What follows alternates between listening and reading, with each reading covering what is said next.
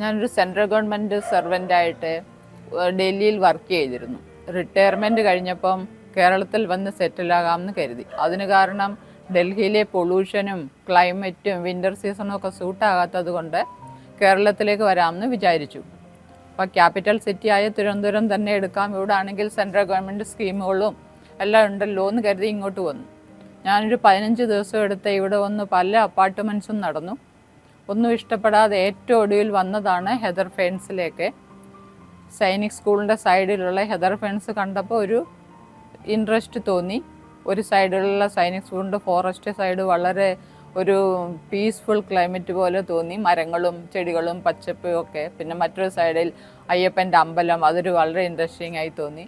പിന്നെ ഹെദറിൽ ചെന്ന് ആൾക്കാരോട് സംസാരിച്ചു, ബിൽഡിംഗ് കണ്ടു, ഫ്ലാറ്റുകൾ കണ്ടപ്പോൾ അതൊരു സാറ്റിസ്ഫാക്ടറി ബിൽഡിംഗ് ആയി തോന്നി. ഇവിടുത്തെ അങ്ങനെ ഹെദർ വാങ്ങാമെന്ന് ഞങ്ങൾ തീരുമാനിച്ചു.